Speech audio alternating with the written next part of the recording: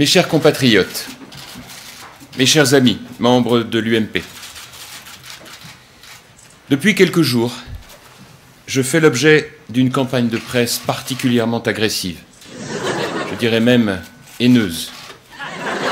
Depuis quelques jours, notre famille politique, l'UMP, fait l'objet d'attaques incessantes qui ont quitté le champ de la politique pour se nourrir des armes des lâches, des armes que sont la rumeur, les insinuations et les manipulations. Depuis quelques jours, je dois, comme l'UMP, faire face à des articles et des reportages réalisés la plupart du temps dans une sorte d'emballement déraisonné et qui souvent ne prennent plus ni la peine ni la précaution de respecter la moindre règle déontologique. Alors appelons les choses par leur nom. Depuis quelques jours, ma personne, mes proches, sont l'objet d'une véritable chasse à l'homme. Je veux dire aux Françaises et aux Français que j'ai toujours exercé mes fonctions avec droiture et avec honnêteté. Je ne suis dupe de rien. Les Français non plus ne sont dupes de rien. Les ficelles sont tellement grosses, à quelques semaines de scrutins très importants pour notre pays.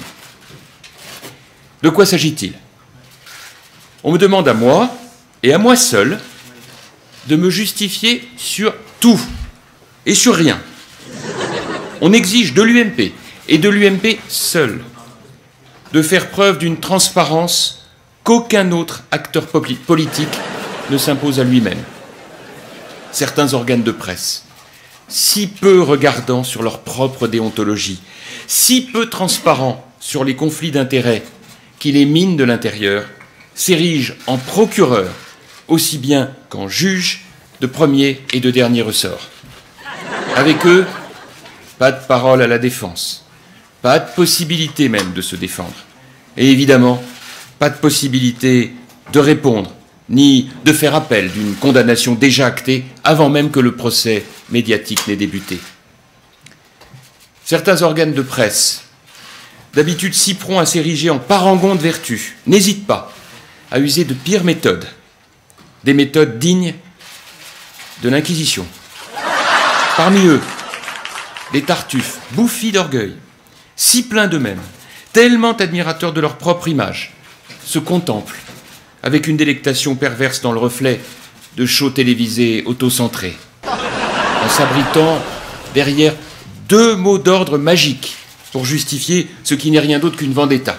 Deux mots d'ordre, transparence et démocratie. À les entendre, qui serait dans leur viseur serait l'ennemi de la transparence et l'ennemi de la démocratie. À les entendre, qui oserait remettre en cause le magistère moral de pacotille serait donc contre la transparence et contre la démocratie. À les entendre, qui refuserait de répondre séance tenante à leurs oukases délirants serait donc contre la transparence et la démocratie.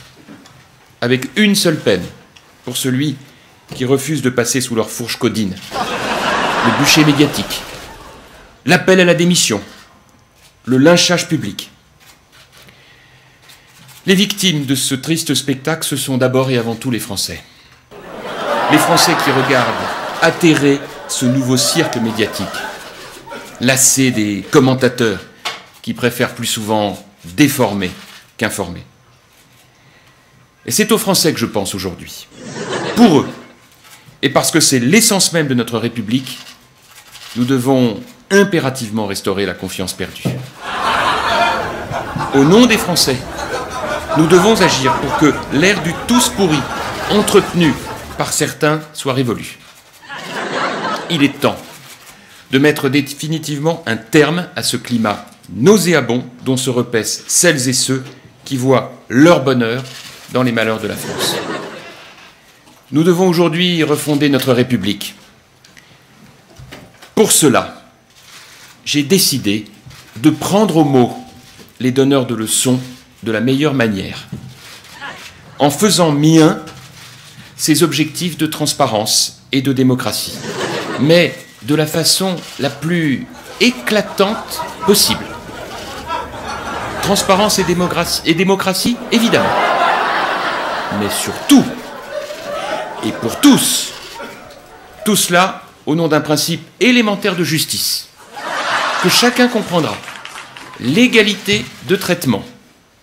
Vous en conviendrez, l'exigence de transparence et de démocratie n'a de sens que si elle est partagée par tous et qu'elle s'applique à tous. Il ne peut pas y avoir dans cette affaire deux poids, deux mesures. Si elles étaient sélectives et partielles, ça ne serait ni de la transparence ni de la démocratie. Ce serait simplement une basse tentative de manipuler l'opinion publique et donc de pratiquer la chose la plus condamnable qui soit en démocratie, l'arbitraire. J'annonce donc, avec force ici, et maintenant, que l'UMP est déterminée à mettre à disposition l'intégralité de sa comptabilité, l'intégralité des pièces comptables, des factures et autres justificatifs de toutes ses dépenses, de toutes ses recettes, en toute transparence et dans un souci de respect de la démocratie.